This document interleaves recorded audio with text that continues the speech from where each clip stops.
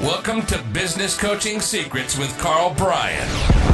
If you want to attract new high-end coaching clients, fill live events, and build a wildly profitable coaching practice where business owners pay, stay, and refer, you've come to the right place. In this podcast, Karl provides his keys to the kingdom for finding and signing high-paying clients and building the coaching business of your dreams. Here we go. Ladies and gentlemen, boys and girls, coaches around the world, welcome to another episode of Business Coaching Secrets. It is your boy, none other than the Road Dog, alongside, who else? The biggest shooter of them all, Karl, Bryan, the king of the Dolphins, the king of the tinfoil. Here we go. Shoots, welcome to the program. Actually, I went over a couple sharks today, I'll have you know, so maybe I might not be channeling my inner dolphin, channeling my inner shark. I tell you the one thing, Shoots, here's my rule for sharks, and people much smarter than I that have spent a lot more time in the ocean than I, but you don't go back for a second look. That's the rule, man. So I went over, actually, a couple of bad boys sitting there hanging out together, and I went, you know what, I'm just gonna keep going, although that was interesting. I gotta ask you, right now, the way you're talking about sharks, I don't see this ending well. I think your confidence is getting a little high. There's gonna come a day you're gonna be like, you know what? I'm gonna get a little closer. I'm gonna take a second. It's happening. Oh, you better. I'm touching wood. Don't everyone listening touch wood immediately. I know. You know what? I don't know what to say to that, Sheets. I'm not. I'm just. Well, the thing is, you're like a little appetizer for these guys, right? Like you're not a full meal. That's the thing. A guy did get his leg got ripped off just the other day, very close, right at the reef, man. And when I'm riding, man, I'm looking at the reef as I'm riding, and the guy got his leg ripped off. Poor bugger. So there you go. God. All right, I saw the video posted with Sage on the front there. That's pretty cool. Yeah, it's pretty neat. Anybody can see. How is that? In terms of because I don't know what these things are like in terms of the weight distribution and stuff. Is that a bit more challenging? No, I've spent you're not just doing that. I'll give you the red hot tip. And again, the instructions, Sage, don't move. So if you see me riding along and I'm putting my hand on her shoulder every once in a while, and that's me going, baby, don't move, because she's got to, keep her balance, because she moves ever so slightly. We're not necessarily going down, but you're kind of on and off the foil, and it's not the easiest thing in the world to kind of, balance. But luckily, Shoots, my sense of balance is whatever. Well, you got that going for you. It just reminded me of because it's obviously not the same as being out in the Sea-Doo or whatever. Oh my God, there's so many stories there right now. Why am I thinking of this now? Of us on the Sea-Doo, and I'm holding on to the handles because I refuse to put my hands around your anyways. He's in the female position, ladies and gentlemen. Oh God, that was something else. And that happened. Shoots, get on the back, I said. Oh, we win. And then you're just riding just to deliberately try and knock me off the back because you knew I'm like, I want Road Dog in the water. That's my goal. He's like, you bastard. Anyway, let's keep going. Shoots, enough about us. All right. Well, you know what? That's a Zen type moment. Why don't you start us off with a Zen thought of the day here, Shoots? Let's go there. Actually, you know what? And I did think of this. I actually sent out an email. I would say recently, but I can tell you actually this morning. So I read the book, The Almanac of Naval Ravikant, and a great book, highly recommended if you're into that kind of thing. Real smart guy, VC, co-founder of Angel List, and just a real smart guy. Anyways, but enlightenment is the space between your thoughts. And by the way, that's Eckhart Tolle. But he wrote it in there, and then it was something else. I don't actually even know if this came directly from the book, but he said, peace is the silence, or peace is the moments in between your breath. But, oh my God, so I just breathe for a minute, and then take a pause, instead of just breathing, up and down, kind of thing, take a moment in between your breaths and then just feel how peaceful that moment is. And I go for a bit of a walk, and I did that. I was like, oh my God, it was just like really is powerful for me. But keep in mind, you know, like the person who doesn't go to the gym is the person who will get the most value from the gym. The person that can't meditate is the person that will get the most value from meditating. So I run pretty fast. My brain is something I need to slow down, not speed up. I'm not like I don't need to think about business ideas. They come to me very organically, very naturally. Frankly, too much can be, you know, your greatest weakness is your greatest strength turned up too loud. Think of the hotshot sales guy, or what have you, or for somebody who's really, really peaceful. Well, and super peaceful, but then they won't do anything, right? The most religious companies in the world are the poorest. Okay, so I think maybe again your greatest strength or your greatest weakness is your greatest strength turned up too loud. So I say that because that for somebody who's very calm, cool, and collected, naturally they won't get the same value as I do with that, and that taking them, you know, the moment in between your breaths. But those like-minded might get some value. Like here's something else that I wrote in the email or took away from the book on Naval. Track every one of your thoughts and then ask yourself, why am I having this thought? Right? Because again, your client, you, me, Road Dog, like you've got 90% of the damn same thoughts every single freaking day. If you really thought about that, reverse engineer it, stop and think, you know, you'd realize that that might be a bit of a waste of a day, right? Again, remember the difference between a millionaire and a billionaire is a level of thinking, right? It's not strategy, it's not tactical, though that's there, but I want you to think of a level of thinking. So stopping and thinking. You know, and actually another thing he said, in fact, I think I ended the email with this. I might make a meal of it, but it's something like a fit body, a calm mind, and a house with love, a house full of love. These things cannot be purchased. These things cannot be bought. They must be earned, right? So a calm mind, a fit body, a house full of love. Those things you can't buy at the store. They have to be earned. And for me, I think that's huge value. Don't need to meet your coaching client to know that they might be running a little bit too fast. They might be a little bit too tactical versus strategic, might be going, you know, they might, by slowing down, they might be able to get further ahead, right? Pause, not, another statement, pause, not quit. That's from Tim Ferriss. I used to have that as a post-it note on my computer for years. Learn to pause, not to quit. So anyway, yeah, and okay, this in final, and just going thoughts from that email, and I wrote like a whole long list, so if any of these provide some value, you might want to find that. No doubt Naval Ravikant, I would imagine he would be in the title of the subject matter of the email. But desire is suffering, okay, and that comes from Buddha. But it's written in the book, right? Or yeah, so it's there. Desire is suffering. Now, that's not that could have a negative connotation, I think, very easily. But then I want you to follow that up with all greatness comes from suffering. Right? So again, Tony Robbins will say when you succeed, you party, and then when you fail, you ponder. Right? So all greatness comes from suffering. Think of Michael Jordan losing time and time and time again to the Detroit Pistons. If he didn't have that, and imagine the pain that was associated with it, if he didn't have that, would he have gone on to win all of, you know, the three-peat and then the second three-peat? I dare say not. Anyway, shoots, that's my enlightenment. Enlightenment is the space between your thoughts. That was my Zen thought that I wanted to kind of hit you with, and it comes from that book, The Almanac of Naval Ravikant. There you go. What do you think? So just real quick, because I know you're always getting business nuggets. Did you get any sort of any business sort of stuff out of that? I guess is there anything from the book business wise? Oh yeah, yeah, my God, yes. Smart guy. Kind of one of those guys that just drops nuggets that, like, he can deliver in like a sentence what other people take chapters, if not entire books, to read or to write. Sorry. Okay, again, I make a meal of this, but it's you suck at marketing, so you're stuck in sales.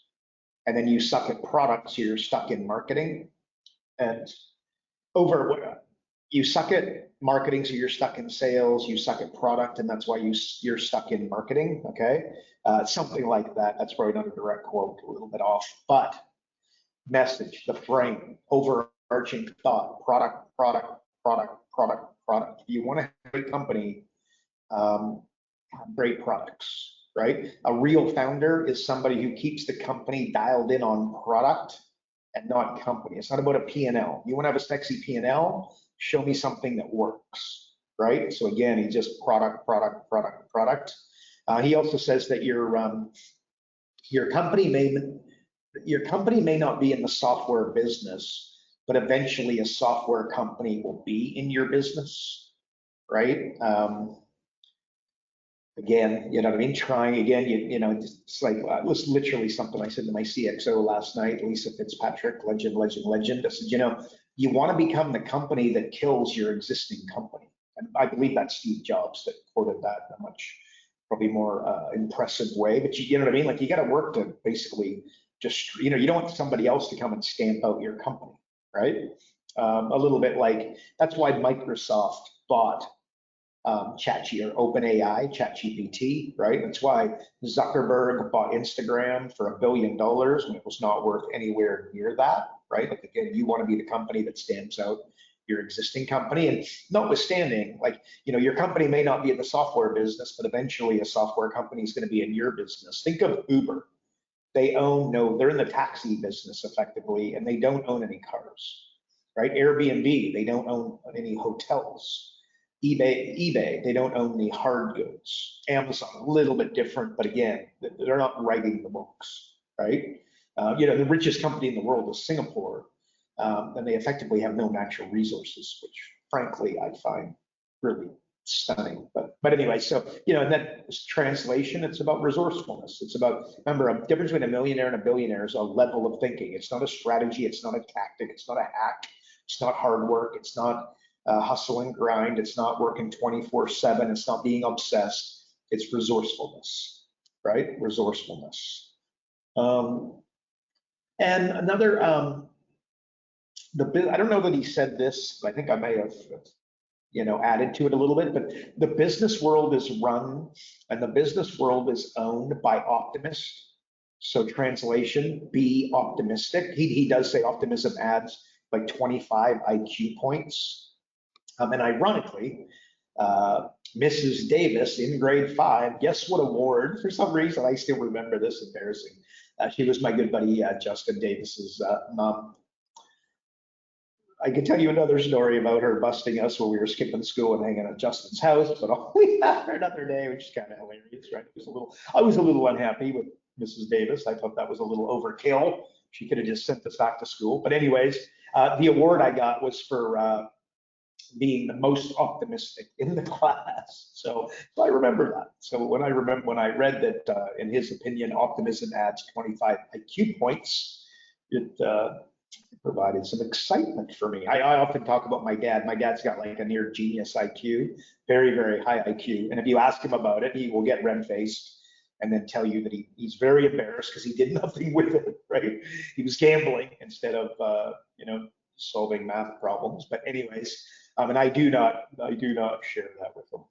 But anyway, but maybe my optimism, which I got from my mother, I believe, maybe dad's a little bit, maybe dad, and I think I got it from my dad too. But anyways, okay, just real quick, what does he say? He said to study, and I'm not going to be able to remember them all, but there's like, he said, look, should you go to he didn't write this exactly, but this would be his answer sheets, right? Where road dog, should you go do a business degree? And I would dare say that he would say not enough information, fill in some blanks, and then you came up with something that didn't convince him that you're the one that's going to become a doctor and to go to school. He would say study microeconomics. He believes that to be incredibly important. Which, by the way, when I did marketing and when I did business in college, economics was probably my best subject. I loved it. But anyway, so microeconomics, supply and demand, yada, yada, yada. So understand that, not necessarily macro, although that would provide value, but he does say microeconomics. I did specifically look for his recommendation on macroeconomics, and I didn't see it, so there you go. Game theory is something that he pushes hard, got to learn it. Psychology, no doubt pretty obvious. Influence and persuasion, ethics. There are a bunch more. Look, mathematics was in there and computers, and I'm sure there's a few more, so I'll apologize if I missed any.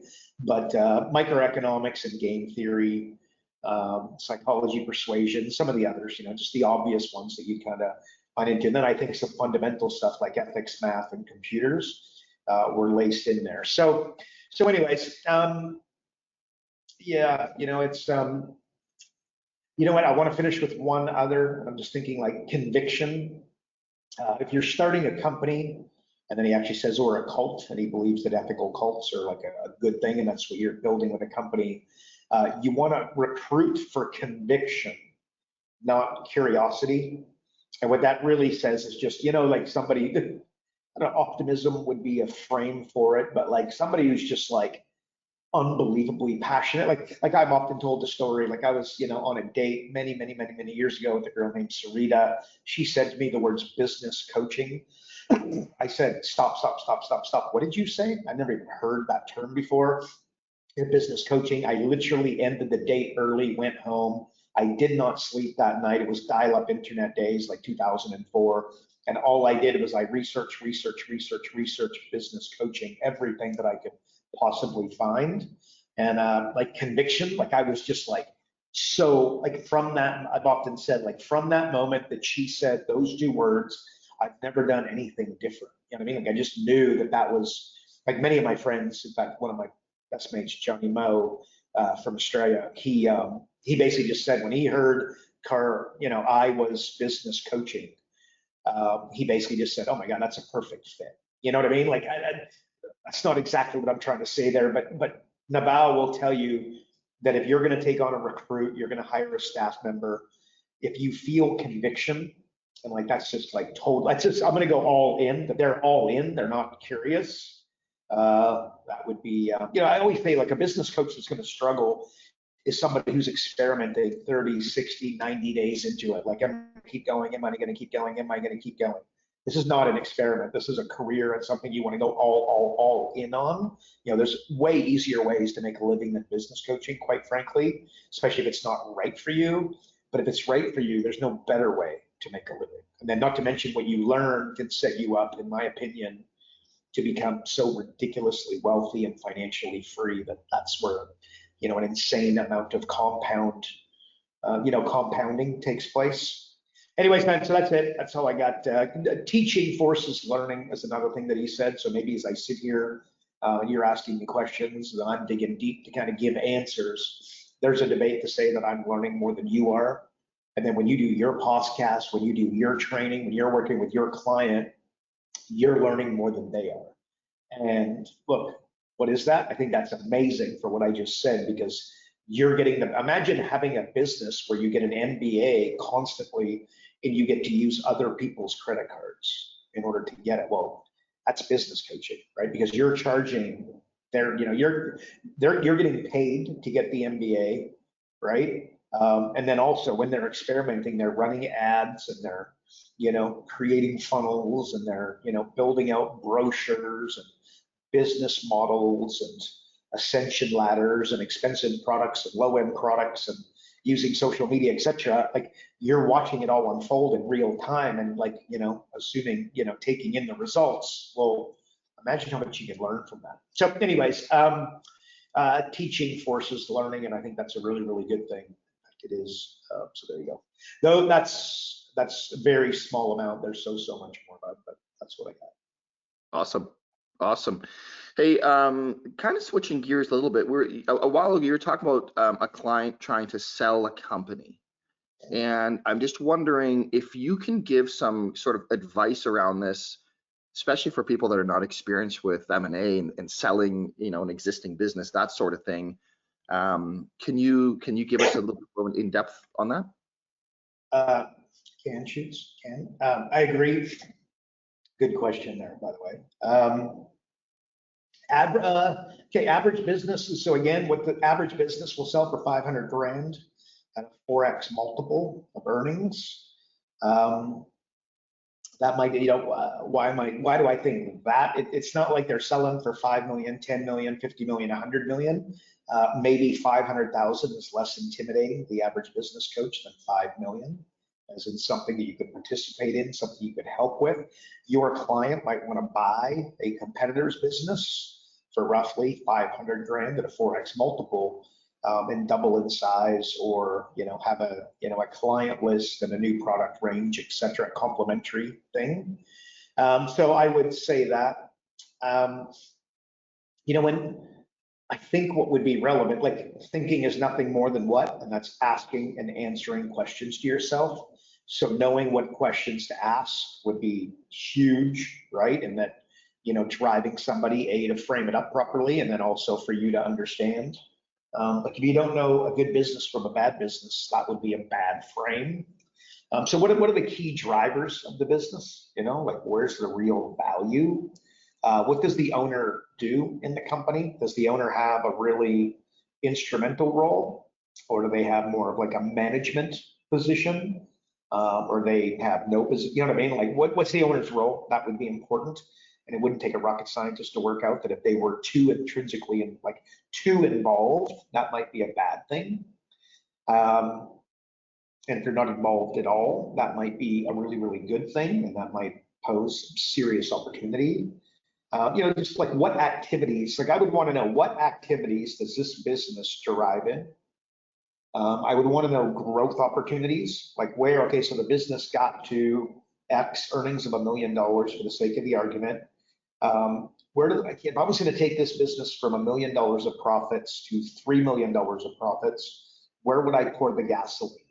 Right? What are they not doing? What are they doing well? I mean, there's a very famous story of Steve Jobs and Phil Knight from Nike. Steve Jobs was there and he said, "Oh, you built a wonderful company." Phil Knight says, "Great, thank you." He says, "You get some great products, but you get some really crap products." He goes, "Yeah, I know." And he goes, "Just stop making the crap products and just make the good stuff." And basically, I think of 80-20, 20% awesome stuff, 80% crap.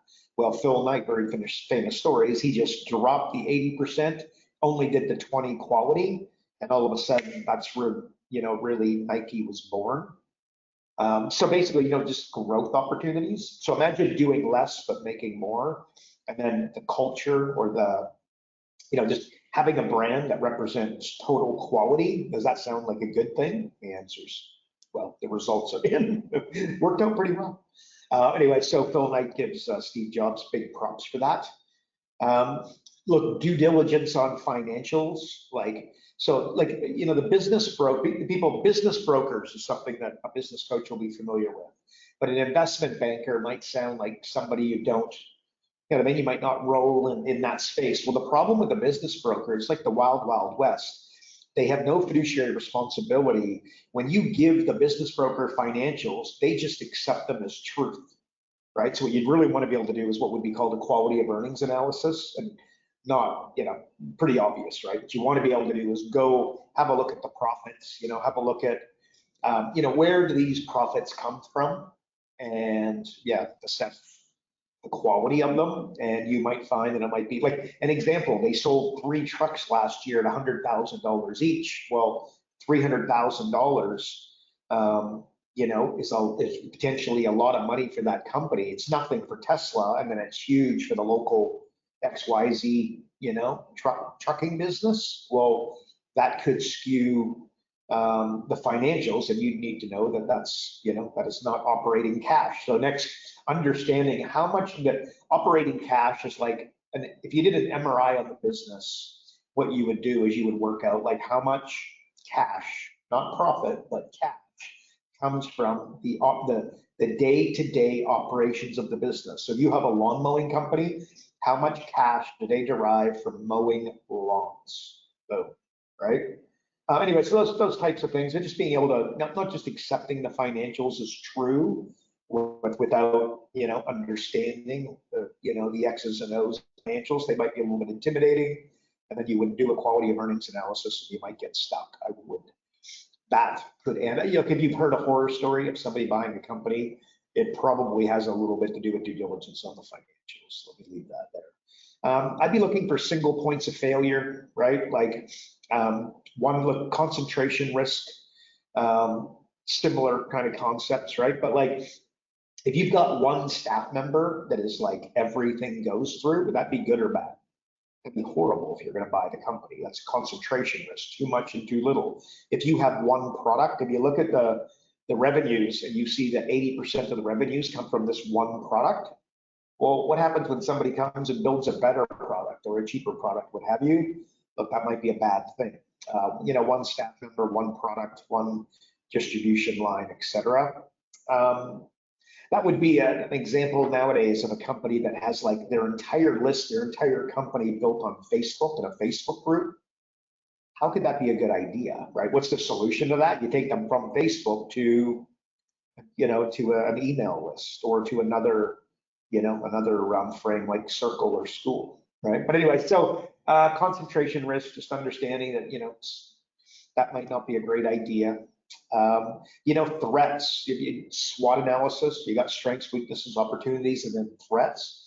What are the threats to this company? Or threats to this company? You know, like, is there fiscal policy? Is there regulation? Could, you know, Bitcoin all of a sudden take off and stamp these guys out? Or could AAI nowadays, you'd be crazy not to look at what AI is doing and then think, okay, what could this mean for the industry?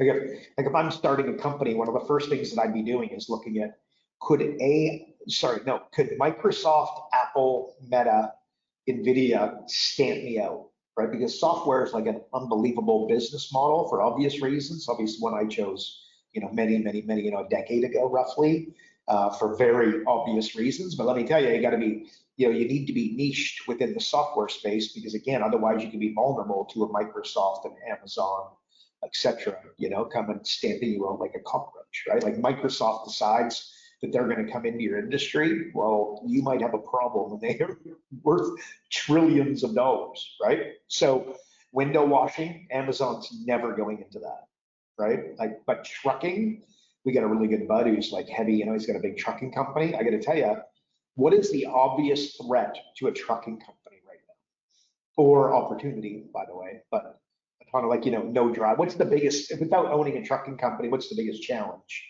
And your instincts would be correct, whereby low-end staff, namely drivers, that are drunk or stoned or doing whatever the heck they're doing. Some of them are doing awesome jobs, right? But others, I don't know, line up 100 truck drivers and then you tell me collectively what they might be susceptible to that rhymes with drugs and alcohol, okay? So that's a problem. So tell me, if you owned a trucking company, how excited would you get at the thought of no longer having to have staff, right? Basically have autonomous driving, which is absolutely coming. Again, I get a buddy who, you know, in NVIDIA, that's absolutely without doubt, no question coming. It's only a matter of like the robo-taxis rocking now.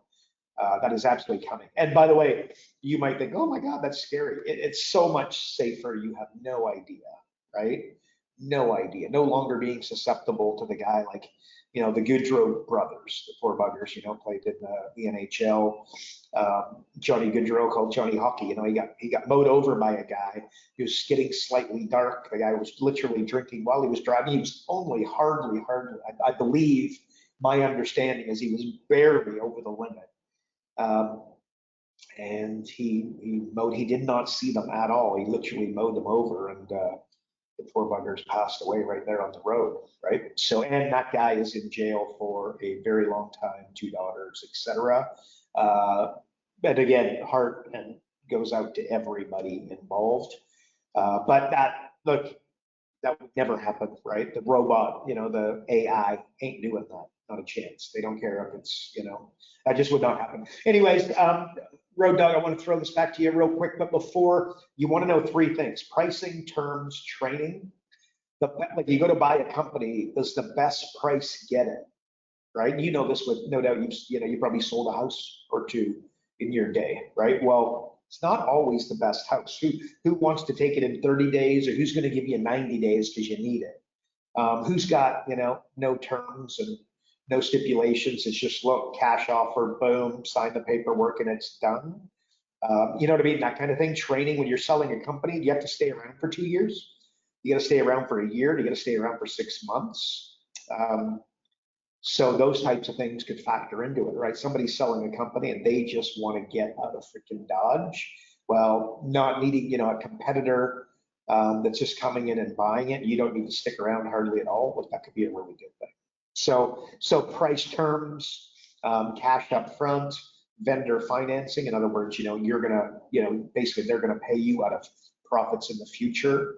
A cash deal is obviously going to be more attractive than something that you're vendor financing. Anyways, so there you go. And remember, exit strategy. This is Keith Cunningham 101.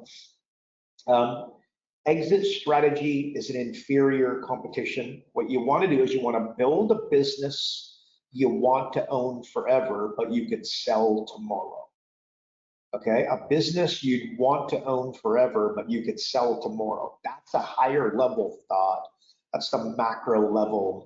Exit strategy is kind of, it's not that it's lame, but it's a little bit like that's, what I mean? Build it to sell it. I mean, oh God, like imagine launching a company and then saying that you're exiting in 3 years. I couldn't imagine how that would possibly make any sense, which no comment to that. So anyways, yeah, that's higher level thought is building a business you want to own forever. I could sell tomorrow. And then how do you do that? You find the number 2 guy from the number 1 competitor, and then he comes in and then runs your company, right? So instead of selling it, you basically, if you had like $1 million, I've told this story a lot, but if you had $1 million of earnings and we provided you a 5x multiple, that would be $5 million. But the problem is 5 million becomes about 2.75 when you pay tax, you pay off debt, you pay the business broker, whoever sold the company, the investment banker, what have you.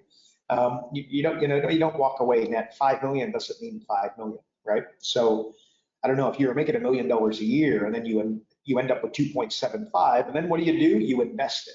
Okay, that's what the guy would do. And you don't want this, if you know anything, right? You don't want to, if you just had it sitting there in the bank account for forever, it's just decreasing.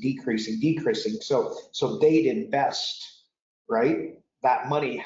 When you're not somebody doesn't have a lot of experience investing. How about I want you to imagine what ends up happening with that 2.75 million. How does it end, right? And your instincts are correct. And I laugh, and again, I've had countless people on the phone, 5 to 10 years after they sold their company, and it's just pure regret, right? It's like, oh my gosh, it sounded like such a great idea at the time. Now they got no business. And they realized at 2.75, but they still have their spending habits, and they still got the cottage, and they still got, the kids in private school or whatever it is, this expensive lifestyle. The 2.75 doesn't last a long time, and they end up, out there, building another career. But they could have just brought in the number 2 guy from number 1 competitor, brought somebody in, awesome. And that person's job would be to grow it from $1 million of earnings to $3 million of earnings, right? Like you put a massive bonus structure in there and let them run. Anyway, Steve, I won't, I've done that. I've explained that story in the past. So I'll leave that one there, but selling a company, as the frame shoots, before I throw this back to you, selling a company is often a great way. It's the guy from Victoria's Secret threw himself off of a building, right? Sold the money for a decent chunk of change, threw himself off of a building, and I'll let you guess why. I just kind of told the story. So there you go, Shoots. That's my answer, bud. What do you think? Well, I think the last time I heard of people jumping off of buildings was, what was that again in Calgary? It was like was it a gold or mining company? Do you remember this? Loosely, yeah. Listen, we could get back and dive into this a bit deeper. I just don't know how we're doing it with time here, because I'd love to get your thoughts on pitching an investor. I have a feeling that's going to be fairly in depth. So did you want to leave that for the next episode? No, ask me that one, and then we'll finish it up there. I'm good with that. Okay. Well, I literally just asked. So how about you just tell me about pitching an investor? Well, there you go, Shades. So, okay, pitching an investor. Look, the 0 to 1 is the book you need to write or read. It's not 0 to 1 A-, which I just had somebody who launched something against our company and unfortunately didn't go too well. But if, you know, if I was pitching an investor, it'd be like, look, first of all, do you want an executive summary? Okay, so that's 2 pages. Or do you want a full business plan, which should be 50 pages, right? Which one? And then, you know, you've got a few less than 5 minutes, let's say, to explain the problem that you solve, explain your solution, and then I'd put a little star there, like your product, right? Not service. Okay, people don't invest in services, right? So what you got to take, you know, like I took business coaching a decade ago, and we turned it into a product, software, right? So again, you don't want to be a service is not going to find an investor, right? You're going to take a service and turn it into a product. That's your frame. That's the product. That's the solution. You provide the solution through your product, right? The niche, you know, what's the niche that you're going after? What's the unique value that you bring to that niche, I suppose, would be relevant. The competitors, and again, you've got to be dialed in. Like, you think it's a bad idea to introduce the competitors, and the answer is it's a great idea. That shows that you're, you know, that you're educated, that you're, you know, smart enough to have a look around, get a SWOT analysis. What are the threats that you can't come up against them? Your management team, the milestones that you're working towards, and again, really clear, concise, again, because you got to be able to, you know, a goal is something you can see, and a target is something you can hit. If I'm sitting there and somebody's pitching me, or I'm pitching somebody, I want to show them things that I can hit. I want to be really, really clear, tight. What do they say? Insane clarity. Insane speed takes immense clarity. That's it. It's from Business Coaching Master. You put that on the mugs. Anyway, so you want to, you know, again, having some milestones, having a bullseye, right? If you put a dartboard up in front of you, me, my 11-year-old, you're aiming for the bullseye. So am I, and so is Road Dog. Well, show them the bullseye, right? That's something you can hit. And then, of course, you know, how much money? How much money are you looking for in exchange for what percentage? Or maybe it's a royalty, that sort of thing. But let's just think of Shark Tank. You've seen it, you know what I mean? The very, very beginning, you know, for $1 million, I'm going to give you 10% of my company, right? So you got to be very, very clear there. And by the way, I said this earlier, and I would say a hack, it's conviction, right? What do they say? They bet on the jockey, not the horse. The person, you know, if you really know your numbers, you really know your competitors, you really know your value proposition, you really know what's going to set you apart from the competition, it's conviction all the way, right? So again, show me your level of conviction. And yet that doesn't mean becoming a hotshot salesperson. That just means somebody who's just totally dialed in and refuses to accept anything other than victory, right? Like, football games are won and lost in the last 2 minutes, as are hockey games. That's when they're lost, and you know, they're won in the last period, in the last quarter, not the first. Although the first does set it up, but it's that, you know, Tom Brady came alive in the fourth quarter. And also shoots, like if you're pitching somebody, understand this: deals are sold, they're not bought. Right? So again, think of conviction, think of sales pitch, or, you know, the deck that you put together. It needs to think that you're just, you know what I mean, that you've got something that is just so amazing that they're just going to, you know, fawn after it. You need to go in there. You need to be putting, you know, your best sales foot forward. Put it that way. And if you suck at that, then you might want to think about, you know, getting somebody else to step in and do it. I think shoots, like, investors want answers and facts, right? They don't want, the sales kind of thing that I just said makes me think of this, like an evasive, kind of misleading, fresh air, fluffy response. It never goes well on if somebody's too salesy on Shark Tank, Mark Cuban specifically tends to come after him a little bit, right? So again, evasive and kind of, you know, a little bit too fresh airish. I'd stay clear of that. How? Answers, facts, right? Like, if you don't know something, say you don't know, right? And by doing that, it'll give more credibility to the things that you do know. It'll give more credibility to the numbers you do give, and give more credibility to the facts that you do provide, right? That said, know your numbers, right? There is no excuse. The language of, accounting is the language of business, and, numbers are, the foundation of accounting. So you got to know your numbers, and there will never be no level of conviction, generally speaking, will allow them to get over the hump of you being the right jockey. You know what I mean? If you don't know your numbers, it's just absolutely critical, and you see it all the time, right? You need to understand what it's going to cost you to get a client, etc. And another thing is understanding the risk, but you want it in a controlled way. They want honesty. Again, it's jockey over the horse.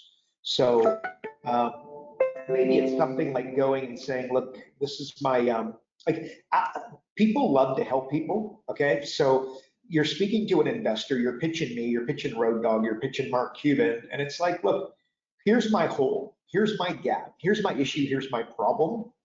Can you help me with it? And people ask for that all the time by way of, they go, look, your Rolodex. They won't respect if they sense a lack of get up and go.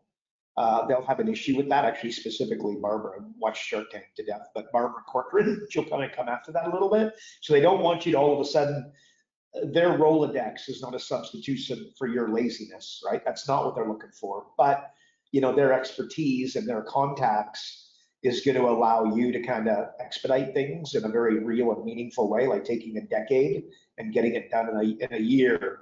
That's something they will look at. But help them. People love to help people, and they are no different. But they got to see some conviction. They got to see somebody being real and honest, and not trying to be evasive. Again, if you are evasive, again, watch Shark Tank. You'll see it a lot.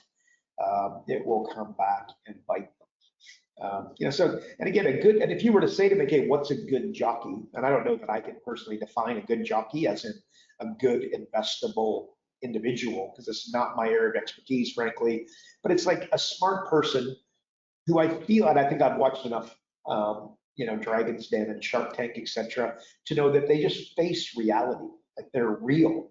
Often, again, like tears, not in like a wah wah way, but in a conviction way, right?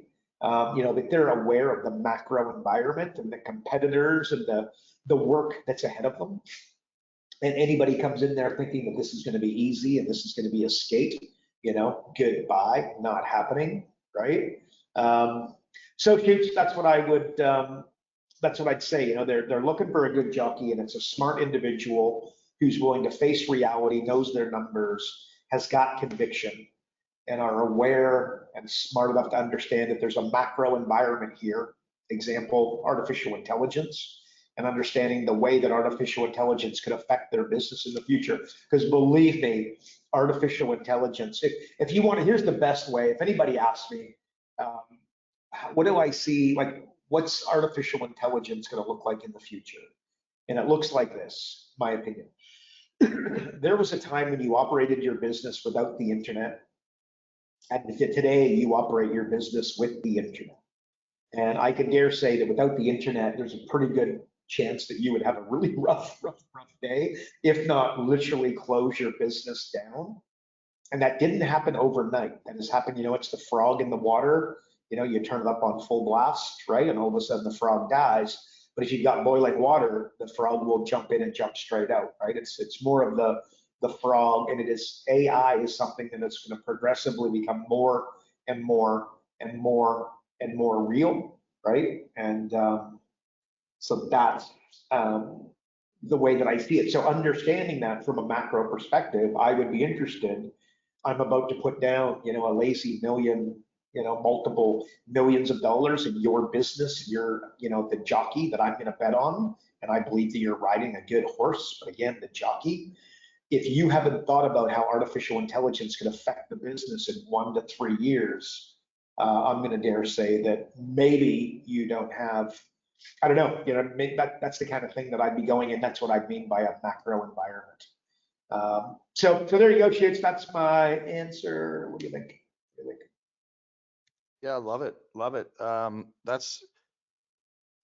There's a lot there. Like it's crazy how sometimes people just, oh yeah, no, I'm just going to go and do this or that. It's like, there's so much to know and so much detail around it. So appreciate the frame and the insight there, Shoots.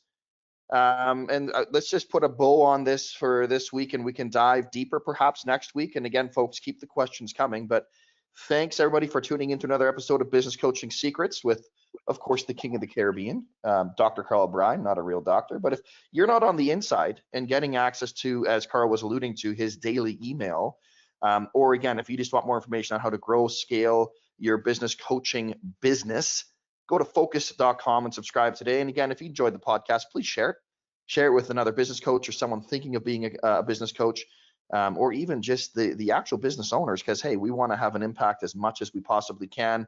And of course, if you would like and share and comment and do all the things, that would be fantastic, as we know all the streaming services put a huge amount of weight on that as well. And that is it for another week, folks. We will see you on the next episode. And remember, progress equals happiness. Take care, everybody. Karl Bryan built Profit Acceleration Software 2.0. So as a business coach, you'll never again have to worry about working with business owners that can't afford your high-end coaching fees. Check us out at focused.com.